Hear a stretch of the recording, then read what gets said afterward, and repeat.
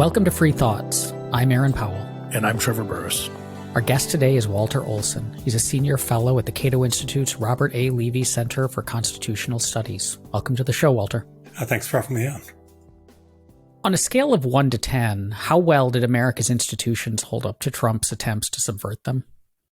I'd say the institutions themselves held up, at least 8. Now, the people in those institutions are a different issue. Congress, for example, managed to come out institutionally okay, but a lot of members of Congress did not. And the courts, of course, in my view, came out best of all. But it's interesting. We talk often about the sprawling executive branch and about the fact that the president doesn't have full control of agencies or even cabinet departments. It was interesting to see that sometimes that worked against the crisis becoming worse, even if in some sense we may think that it's a glitch for the bureaucracy to have that much independence. Nonetheless, in a case where the head of the executive was going very, very seriously wrong, some of the friction, some of the distance between the president's wishes and actual executive action turned out to be pretty helpful. When we talk about the members of Congress, you mentioned some who have some things to answer for, but it was also struck me that given the widespread, I'm not sure if you've actually seen polling on how many people think widespread election fraud occurred. I think it's over 50% of Republicans from what I saw. And so a House member in a Republican district, his constituencies would be asking him to, at least investigate or do something to make sure that there was election fraud on a wide level. And so they're responding to their constituencies, a lot of them, when they decided to say not vote to certify. Does that give them a pass as a representative democracy, in a representative democracy? Well, not to me. Now, I bring in more Edmund Burke content than people are necessarily comfortable with. And I think that the Republican structure in which they are not supposed to be mere transmitters of erroneous opinion in their districts is important and, in fact, kind of essential to making the system work. We don't have a plebiscitary democracy. We're a portion of the public converted to a crazy conspiracy theory. It does not mean that ought to have representation or even get its way for a while. Built into the system are the various delays and the various insulations that can enable the Senate in particular. And if you want to do that check on was the Senate more independent of voter opinion, I think you find that, yes, fewer senators went crazy than members of the House of Representatives because many of them aren't going to face the voters as quickly as the primary voters, as quickly as the House members are. But as branches, and of course, we could take this toward the committee system and the structure of leadership and the filibuster and all of those sorts of things. But as branches, they are not supposed to impetuously pass on whatever delusion the public is on currently, because the public is always currently on a bunch of delusions. I'm not saying that to hurt the public's feelings, but it happens to be true that just as the elite is off on a bunch of other delusions and mistakes, so the public is always off on a bunch of its. Can we excuse them maybe by saying, look, they know what their constituency wants, and they know, especially the people in the House of Representatives, that the chances of them getting primaried or losing the election if they don't toe President Trump's line is high. And they also know, bracket the issue of the rioters storming the Capitol, in the days leading up to that, they knew that the election was not going to get overturned. There weren't enough votes, like even if what they were trying to vote on could pass muster, there weren't enough votes to actually pass it. And so this was just a signaling, a show to their voters that they were kind of on their side, even though they knew it wasn't going to be effective, and particularly because they knew it wasn't going to be effective. And so this was a way for them to keep their jobs and continue to do good things for the country after the fervor had died down. Good things for the country. Well, let me push back on that because we expect, let me bring in again the idea of objective morality and also the oath of office. Let's start with objective morality, which is supposed to instruct us to go no further, that we're not supposed to tell lies. If you take that seriously, and I think there's no reason to excuse elected officials from the moral expectation not to tell lies that we would apply to other occupations and professions, then right there you've got a constraint, which is they've got to keep their constituents happy, but they have to contrive to do so in such a way as not to lie. A whole bunch of them, I think, failed at that in that they said things about voter fraud that they didn't actually believe. They said things about the reliability of voting machine systems that, as practiced politicians, the one thing that brought them all together was that they know about elections, and they've been watching cycle after cycle to see whether there's any indications of fraud in their own states, because of course they care about that. It's a sophisticated bunch for the most part, and so when they come out with great big whoppers, I don't think it's because they're totally new to the subject. I think it's because they are, at some level, knowingly telling great big whoppers. So right there you have one reason why we should not forgive people for following constituents' opinion, which is that they shouldn't lie. Secondly, they are all sworn to oaths of office. Now, oaths of office are a funny thing. They are declarations in the presence of a religious text. They are not something that libertarians tend to talk about very much because they seem a little bit mystical, a little bit too formalistic.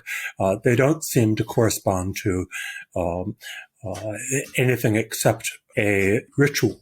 And yet, the longer I spend around law and political theory, the more I am convinced that you need to take oaths of office seriously because they are, in some sense, whether merely symbolic or for fear of some other consequences, they are the mechanism by which officials whose self-interest and inclination takes them off in various directions get yanked back by the oath to realizing that they have to behave constitutionally and they have to behave depending on the exact wording of the oath in such a way as to uphold the laws of the land. Now, different actors here had somewhat different constitutional obligations. The vice president, for example, you can point to where he is directed to do certain things and where not doing those things would more clearly violate his oath than in the case of some of the other actors. But I think the oath is there for all of them. To the extent that they understand what the Constitution requires of their branch, they may not work to contradict or undermine it without raising questions about whether they're being loyal to the oath. Now, for months before Election Day, we saw Trump and others, but Trump most prominently, going after election fraud and raising the specter of mail-in ballot fraud and a bunch of things, saying that this was going to be a fraudulent election. And I tweeted a bunch saying that he was intentionally laying the groundwork to challenge the election, aside from psychologizing that man. I think that's probably true. That being said, it was a weird year for an election with the pandemic on top of everything else. So that mail-in ballots and all these new rules that came into place. Was there a reason to be more concerned this year for election fraud that maybe should have been dealt with, of course, before than after the election? Well, yes, but I don't think that wound up being the most important factor. And I also went through some of the summer sounding the alarm, saying that with a shift toward mail-in voting, which was a not very familiar process in many states, they were going to have to think out the possible problems with it. And we should get back to that because it turned out to be important in Trump's narrative. But I think that the key thing that was different, it's not as if the U.S. is the only country to run an election amid the pandemic this year. The key thing that was different was that Trump was a different person and had a different attitude. And your predictions before the election about his plans to contest the election were, of course, very well grounded. And reporting since the election has suggested that he spent the weeks before trying out arguments about the election being stolen. Everyone's memory was refreshed about how in earlier contests, such as losing the Iowa caucuses to Ted Cruz, he cried fraud and cried do-over and all of those things. This is how he has behaved. He was prepared to cry fraud against Hillary Clinton, and then he wound up winning and didn't have to use the arguments, but he had laid the groundwork there too. So this is how he behaves is extraordinarily dangerous for the risk that the country will enter a constitutional crisis, as we have seen. But it's one reason why this is such an alarming thing, is that if that style of politician turns out to be other than a one-off, we have to expect there will be closer elections. We have to expect there will be ones where there is genuine doubt, if not as much as in Florida in the year 2000. Then we have a lot of closer elections than this last one. In fact, I'm told that at least half of them on the presidential level are closer. So we have a very serious problem of potential constitutional crisis in which legitimacy forks along two different paths and you come to blows of some sort. So Trump is the main thing that is different. Getting back to the inherent challenges that the pandemic threw at the system, those are real. And we saw, for example, in the special elections that were held earlier in 2020, in my own state of Maryland, there was one that coincided with the introduction of a new type of voting machine. Well, there were ridiculously long lines, there were long delays before votes were counted, and that wasn't even a close election. It wasn't really in doubt. But we saw as a kind of demonstration in principle, and likewise in Wisconsin, I believe, likewise in Georgia, a bunch of special elections signaling strongly that the types of challenges that they include the volunteers that make local elections work in most communities tend to be elderly. A lot of them were, for self-preservation, not willing to show up and do the work. The voters themselves, of course, in large numbers, and it became clear early on in numbers that were tilted toward Democratic voters, but they were turning to mail-in and other non-day of types of voting, partly out of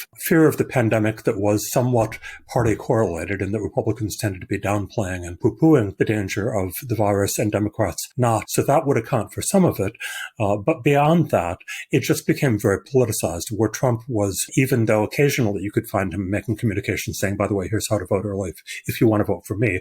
But the great majority of his communications were attacking the mail-in process as intrinsically unreliable, subject to fraud. By the end of it, you had a great deal of genuine fear on the part of Republicans that their votes would not be counted properly if they mailed them in. They were afraid of corrupt postal service workers, and I have seen no evidence that that played any role this election. If you go back to other elections, you might find one or two people who did not deliver the mail. But by and large, that worked well, but Republicans were talked out of confidence that it would work well. And likewise, they were talked into a general fear that if they mailed in their ballots or even dropped them into the drop boxes that many places had in front of public buildings, that they would be stolen or tampered with, and that there was nothing like going and voting right there at the machine.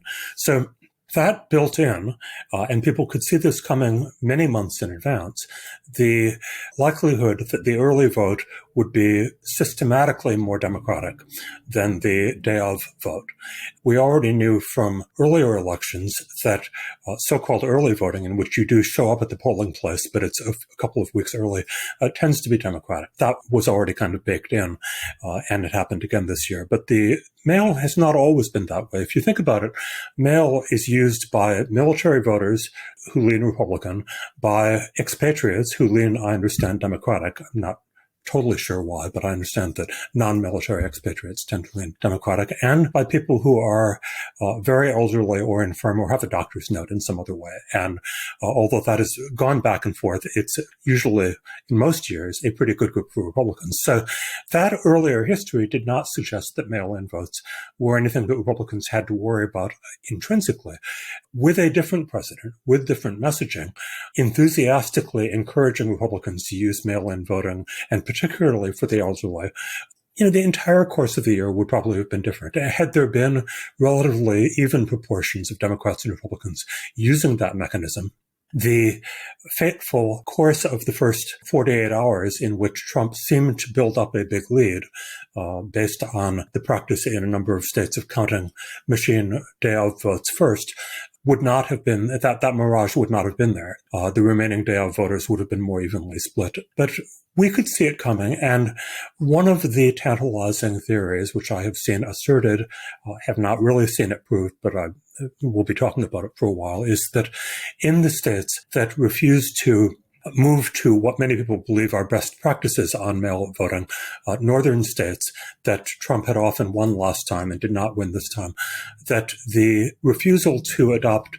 quicker count methods of the sort that Florida has, in which they get most of the paperwork out of the way on the mail-in votes before polls close, doesn't mean that they open and read them, because you don't want people knowing how the election's turning out. But get through all of the other stuff, get that paperwork out of the way. Well, where you had that, then you didn't have a big delayed mail-in effect. And Florida, for example, had a brief Biden lead, I believe, but Trump, at any rate, was going to win, and it didn't change all that dramatically over the course of the evening, because Florida, being a national embarrassment in 2000, has spent more time thinking about good voting practice. It also has a whole bunch of elderly voters. And so Florida had really cleaned up its act and was able to do a good, quick count, which held up very well. No one wanted to challenge it and demand recounts and things. So, we will be asking about those northern states where typically the Republican legislature blocked a move to early tabulation.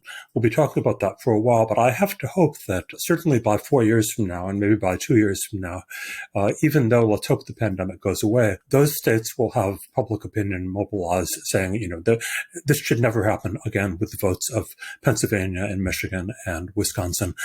We need a system under which there isn't that opening for a demagogue to say, I was ahead by hundreds of thousands of votes, and either demand that the count stop or claim that later county reports were, quote, dumping, unquote.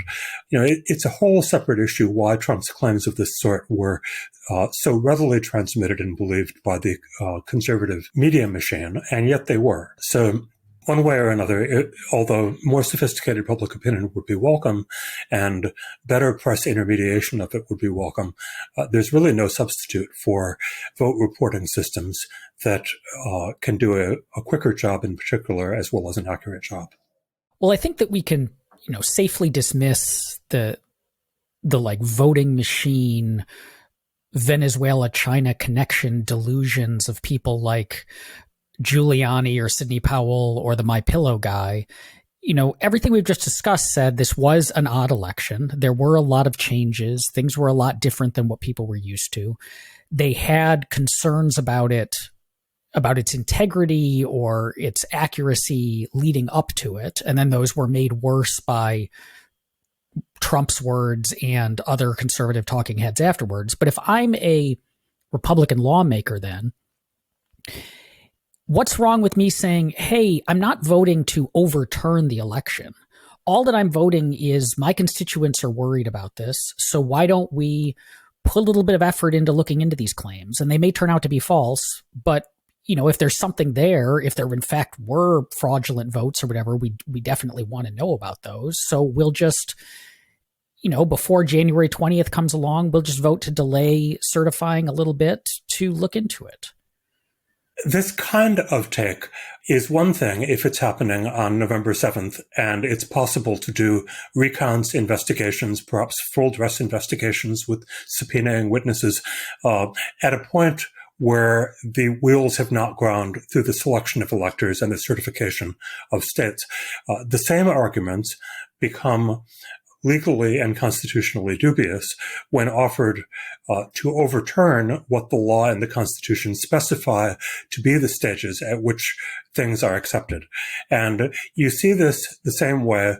There's really no problem in getting up before the minister pronounces the words, you are now man and wife, getting up from the back of the congregation and saying, no, she shouldn't marry him. He's a terrible catch.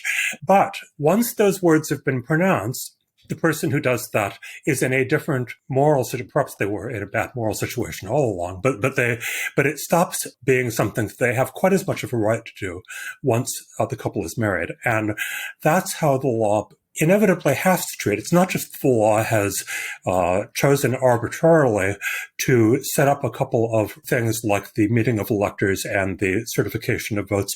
It needs to do that in order to gather types of legal certainty so that everything is not uncertain at the last minute as of January 20th. And so anyone who wants to be part of this process by calling for investigations or casting votes on the floor needs to know about not just what objections are apt, but when those objections are apt. The widest open time for objections is before the election has taken place. We all heard about the legal concept of laches, in which courts said you have a potentially plausible case that the election procedure should have been done differently, and it's too late. You should have brought it in before the election rather than catch people in a mousetrap of having voted the way they were told was legal to vote and then disallowing their votes because someone didn't cross a T or dot an I. So that time is something the courts very much pay attention to. And likewise, as these challenges moved through the courts treated very seriously each successive stage, the selection of electors, the certification of states' electoral count by governors and so forth. A whole bunch of lawsuits that were still alive got thrown out at each point because the courts, used to administering the law this way, recognized that it then became too late to raise certain types of objections. And so likewise with Congress. That stage, January 6th, was not the proper stage to raise questions about, wouldn't it have been better if they'd used this other kind of machine? That stage was limited to a very, very small list of questions, like did someone forge the governor's signature? On the question of the court cases, there were, I think, 60 total, and maybe more than that. And of course, all different types of people filing various types of process. But there was one case that went up to the door of the Supreme Court, at least.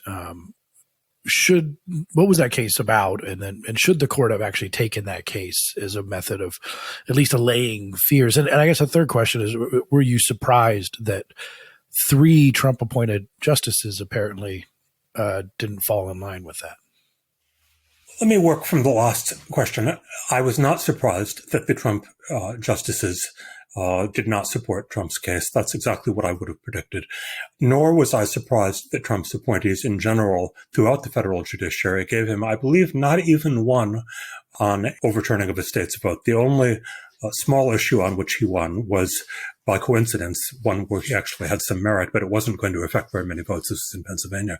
It was kind of a side issue that the press blew up, but was never destined to change the outcome in that state. So, I was not surprised. And if I may take one of the rare opportunities to tout my foresight, since normally my predictions are wrong on any given subject, I did say when the batteries of lawsuits began from the Trump side, I said that I did not think the Supreme Court would wind up hearing any of them, which was in fact the outcome. Now, when you mention one case in particular, you're probably thinking of Texas versus Pennsylvania, which is unusual as a matter of Supreme Court jurisdiction because the great majority of Supreme Court cases, it chooses whether to hear based on whether it wants to allow a lower court decision to stand.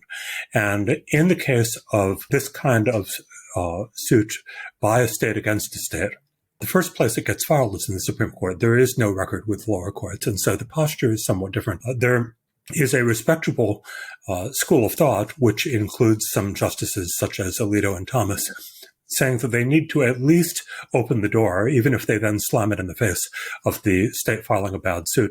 And there had been earlier cases like the one that Nebraska and Oklahoma filed against Colorado, challenging Colorado's pot legalization, and talk about cockamamie affronts to federalism. But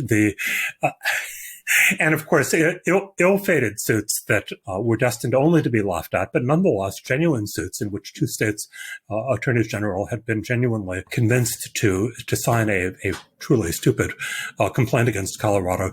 But this had already raised the question of whether there are cases that are so low merit that the court doesn't even have to open the door as opposed to open and then slam. And this led to some confusion when the court refused to take the Texas case because Alito and Thomas wrote a separate thing saying, by the way, we're still right on the fact that it should open the door before slamming it. There was no indication whatsoever that they would not have joined the other 7 in slamming the door. The Texas case was a ridiculously bad case. I do not believe it would have convinced either Alito or Thomas. And if you look at the other ones that were they tried to get Supreme Court review, Pennsylvania, I believe that Georgia and others, they were all extraordinarily weak. And in those cases, you can look to the opinions of, in many cases, federal appeals courts. For the Third Circuit, which ruled on one of the Pennsylvania cases, you had a pattern that you actually saw a number of places, which is they passed it to the young Trump appointee judge, Steve Bibas, who has actually had, I'm trying to remember, I blurbed one of his books. I know that he's done some stuff. I know him from going to speak at a couple of his classes. He's a very, very good guy. Yeah, and he also co-wrote a wonderful book with Ben Barton of Tennessee back when he was a professor at Penn. But so they pass it to him, and Judge Bibas writes this wonderful, resplendent opinion with just the right kind of philosophical language and just the kind of skewering of the extraordinarily weak efforts to throw out Pennsylvania votes. So it was the finest hour for the Trump judiciary in general, to the extent that any conservative judges came out with opinions that I did not find persuasive. They tended to be state court judges.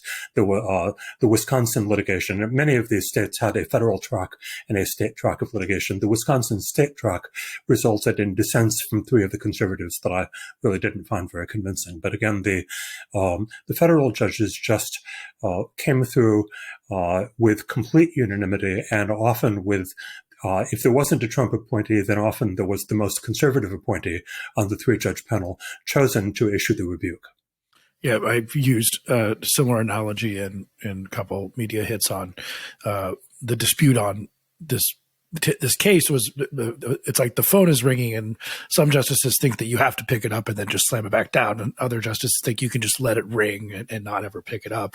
On the question of the Texas case, I mean, of course, our shock muscles over the course of the last 4 years, and I guess over the last 3 months, are very, very strained. But it did strike me as odd that there were conservative commentators talking about this case having legs when the case itself, you mentioned it, was insane. And the implications of the court even taking a case like that were crazy. But nevertheless, you saw people supporting this, which struck me as frankly a little bit scary. I mean, let's get into the branches of insanity a bit, because the Texas case included some bizarre and at some level fundamentally insane factual allegations. I think that was the one that said that it was only a one chance in a quadrillion that Biden could have won fair and square. Now, as we all know, after we've watched the Supreme Court for a while, if the Supreme Court wants to get rid of cases quickly, it can't simply pick up on insane facts and say, we view this fact as insane and therefore we're not going to take it.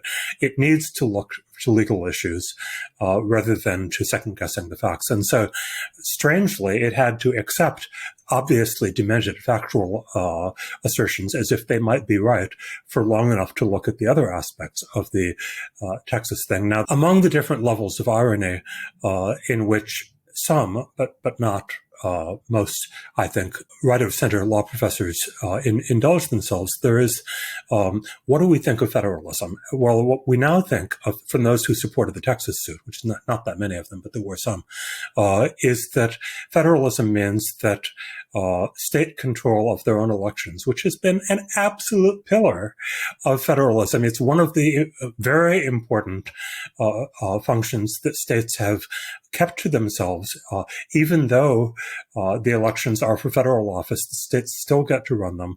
The few incursions that you've had, often through equal protection and equal rights to vote, have taken away some state autonomy, but the great majority of it remains in state hands. And now you have a claimed cause of action saying that the other 49 states can come in, can parachute in and demand judicial review of your methods of running an election. And all on the basis of some speciously attractive, but I think really not very persuasive glosses put on the discussion of state legislatures making the decisions.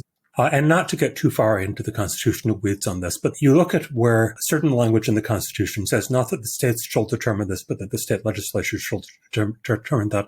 Well, why would the language differ unless there were an intended distinction that they wanted to keep it away from the governor or away from others than the state legislature in the courts? On the other hand, as soon as you try to put much weight on the theory that state election procedures become unconstitutional once the governor tinkers with them or once the state courts tinker with them, you suddenly find yourself in a world in which most things that states have been doing, including states like Texas, are unconstitutional. In Texas, as basically everywhere, state election law lays out certain generalities, and then the governor and his appointees get to fill in certain details of how it works.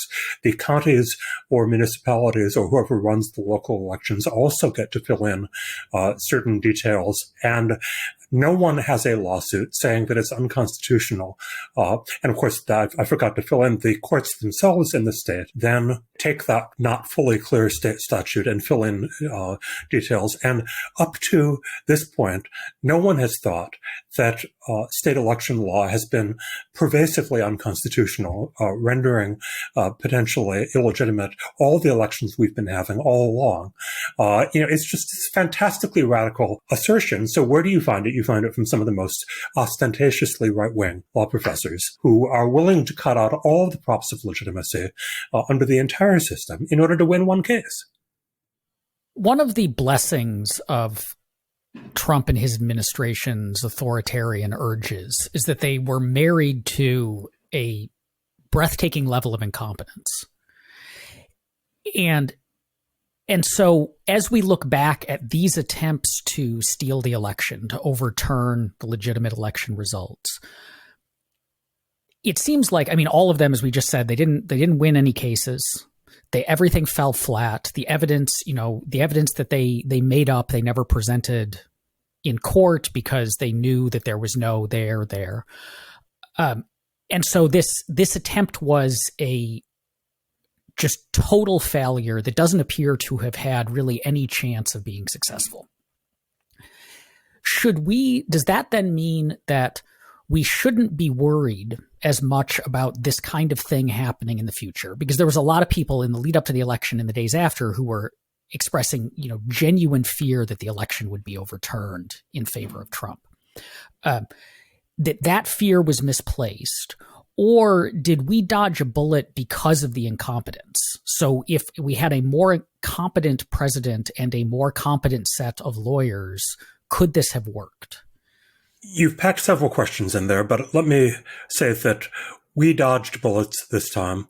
And the problem was not what much of the liberal establishment press thought it would be early on, which is that the Supreme Court tilting toward conservatives would somehow hand Trump the election.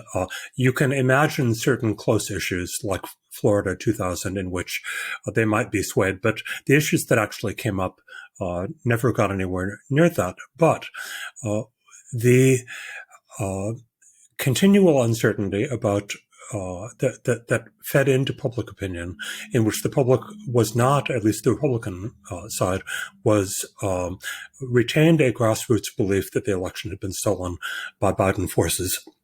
Very corrosive and very important. And even though the courts were not the likely locus for this to have turned into a constitutional crisis, they were not the only place that were tried. We remember that there was the effort to go after state legislatures in Arizona, in Georgia, in Pennsylvania, in Michigan, and get them to recall electors, get them to basically second guess their own population and try to insert a Trump slate.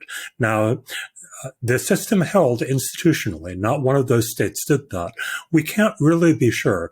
The pressure that was placed on officials in states like Michigan was very severe. There was a substantial, at least a dozen, rump of Republicans in the Pennsylvania legislature who wanted to go through with this scheme. They weren't a majority of the Republican caucus, but we can't be sure that the numbers won't be different next time, especially now that the possibility of stealing an election this way has been drawn to their attention. Now, had the requisite, I think, depending on how big the states were, 2 or 3 states would have had to have this ploy of legislatures' insertion of a new slate of electors. At that point, what would have happened? Congress might have refused to accept that, and we would then have gone through the process prescribed for a congressionally contested election, or in which perhaps the House and Senate come out differently. Possibly the courts would have played some role or other, but it would have been a closer run thing. It would have been quite striking had the numbers in the Senate and House have been somewhat different, so that they did divide on this.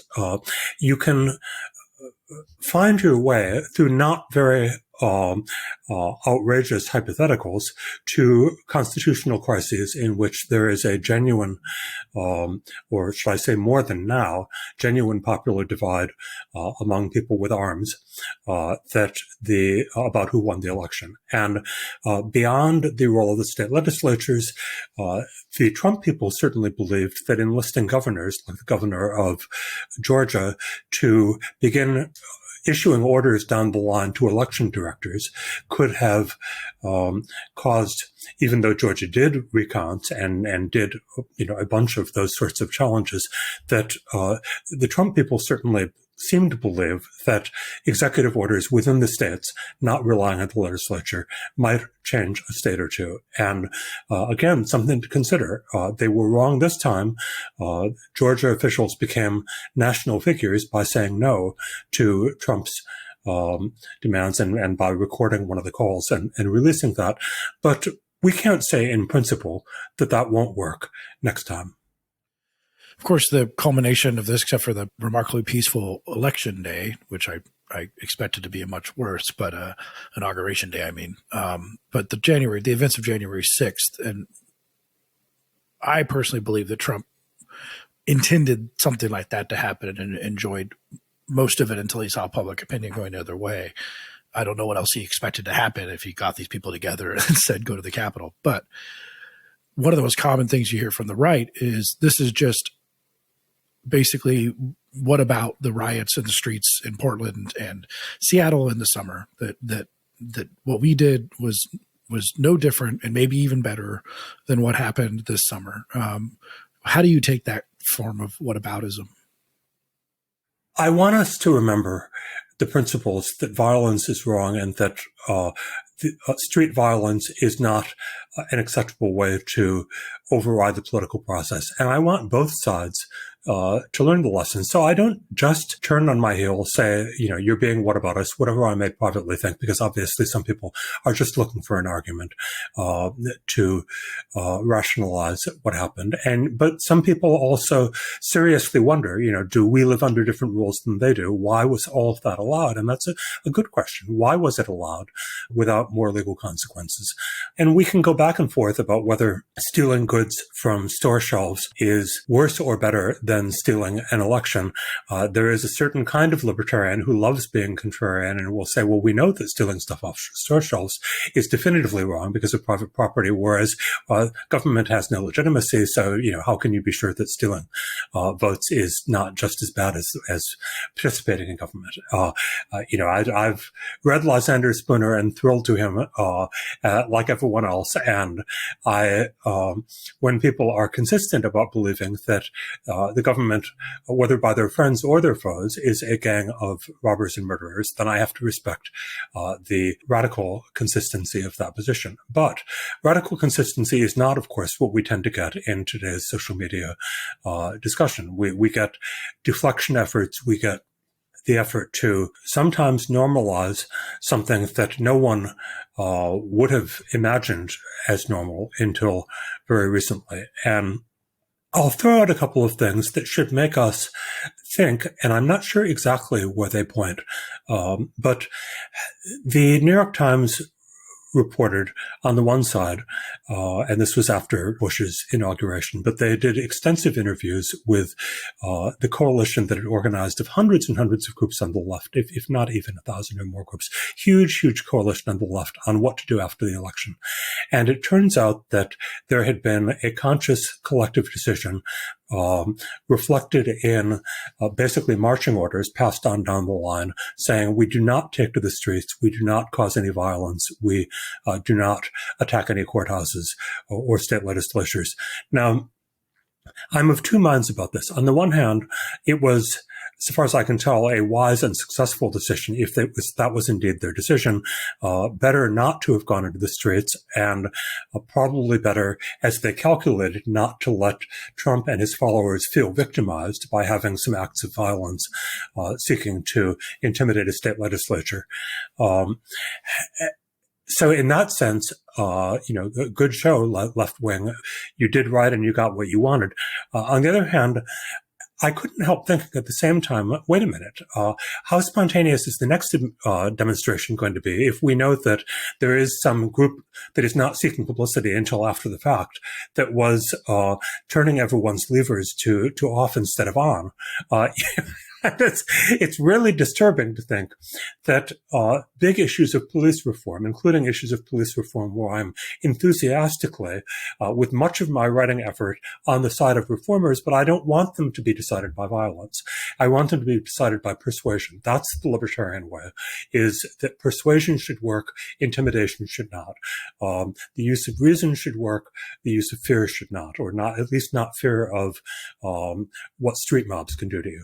And so, and you can turn that around the same way. The second thing I wanted to point out is that the crowd that came January 6th, although a few of them were armed, every so often police would notice that one of the rioters January 6th was armed. Apparently they had passed down the word through most of their networks not to bring firearms.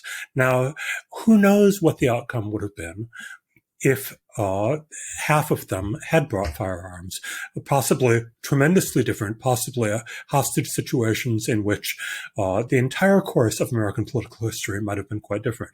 So they refrained from that. What are we to think about that? Does it mean that it wasn't planned as anything other than a show of force, that it wasn't planned as an actual takeover so much as a manifestation of what they thought was public opinion? Did they think they would win without the guns?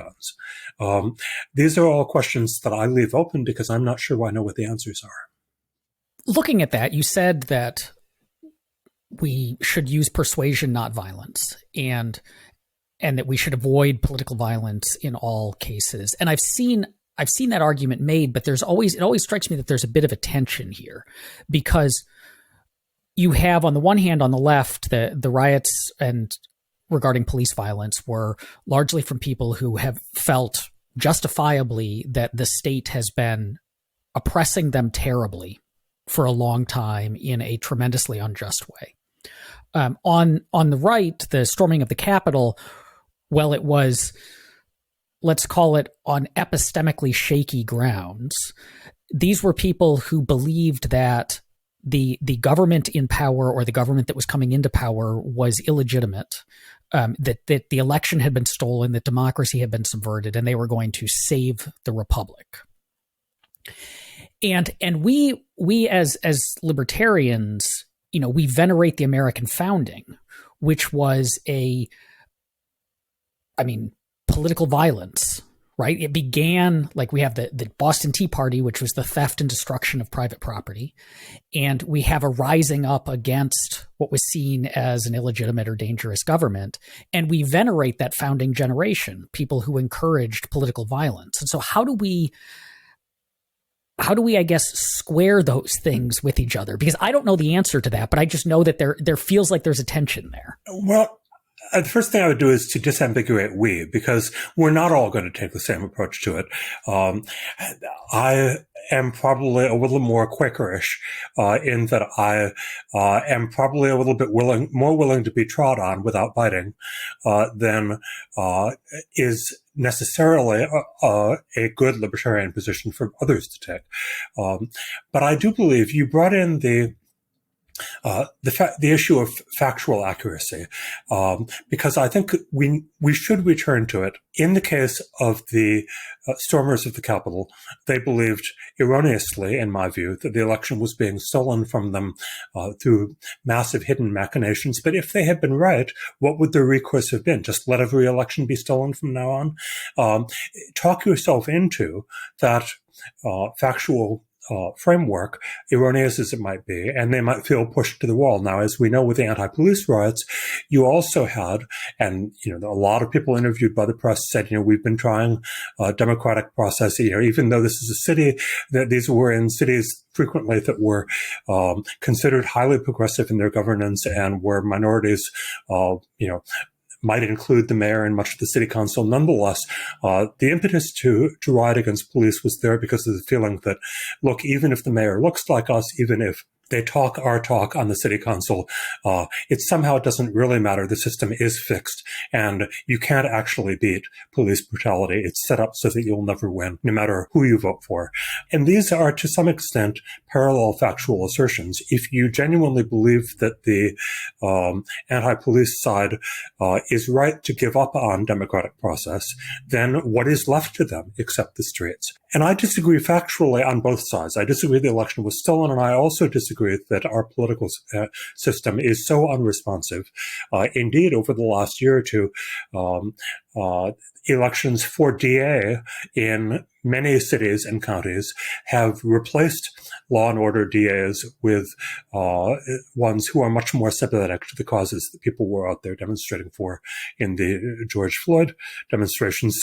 So I think, again, when I see someone who wrongly believes that they are out of any other resort except violence, I want to talk to them and reason with them and say, no, come back to the open society system in which we all imperfectly sort things out through these public processes, because you will find that people are listening to you more than you think. You will find that they're not as dismissive of the need for clean elections on the one hand, or the need for police accountability on the other hand. Come back into a dialogue with those who you don't think you can trust, because you will find that a lot of them are parts of a potential majority with you. It's interesting in this time of an American gut check for our Constitution and our republic, where I think a lot of people started thinking about, the seams in the system or the weak points in the system. If you don't have an answer to a certain question written down about presidential succession, how do you negotiate some dispute over some? You could have the whole thing collapse in on of itself. That being said, with that gut check, is there a lesson from this? I mean, aside from, we could talk about misinformation in American democracy and things like this, but is there institutional lessons that should we be out there, reforming state election laws? Is there anything else that we should be doing, maybe in terms of something missing from the Constitution that offered a possible, fail point if something didn't go wrong? What's the general kind of way we should go forward from here? I'm not big on proposing constitutional amendments, if only because we've been in a situation for some decades now in which none of them have passed. And I tend to be incrementalist. State election procedure is something where you can accomplish some good. It's not going to dramatically change the landscape, but you can fix some of the issues. And of course, if you look at voting as it goes on in other countries, there is no reason to think that we can't learn a bunch of lessons. I mean, one thing that would take a constitutional amendment is having in the 1930s moved inauguration day from March to January 20th. Let's get it earlier still so that we don't have this embarrassingly long period. You do need some lag because with our local control of elections, they do take a while to come out with credible answers that have had a chance to be tested in court. You probably don't need till January 20th. We want to go back, and this can be done, I believe, on a statutory basis, revisit the Electoral Count Act. That was the thing that bored everyone to tears. Had the country not been at stake, we all would have fallen asleep. But the details of exactly how Congress has to handle the submissions of electoral votes could stand improvement. It could stand clarification of a number of things that were not clarified by the Electoral Count Act. Now, this is small beer in some ways, or small ball, if you want to call it that. We want to block some of the relatively minor things that we saw that are susceptible to a fairly fast solution. What do we do about things that we haven't even had a chance to mention yet, such as possible presidential corruption of the Justice Department. Extraordinarily important. Trump, I kept on not wanting to write about the issue over 4 years for fear that Trump would notice it more and that he would openly move to what I think he did get interested in doing in his final days, which is to simply fire all the people who were not personal loyalists, who would not prosecute who he wanted, announce investigations wherever he wanted, and in other ways run the department as an extension of himself. But should that happen with some future president, we are all going to face a very serious set of new problems, not just relating to elections, but relating to a lot of other issues of liberty and civil liberty. But I've been looking at Justice Department independence issues for many years, and it's not all that clear what you do as far as passing a new law or passing a constitutional amendment. Anything you might suggest has its possible downsides. You make it too independent, and then you have to consider the possibility that the president is good and the Justice Department appointees are bad. And of course, it's not as if the independence of the FBI under J. Edgar Hoover does not provide a very, very sobering example of giving the law enforcement branch too much independence. So we grapple with these problems. I'm an incrementalist and a non-utopian, and it reminds me of the slice of ham that was in a package saying the contents 20% solution. Now, they just meant solution of salt or something. But I immediately wanted to grab and say, yes, I'll take a 20% solution.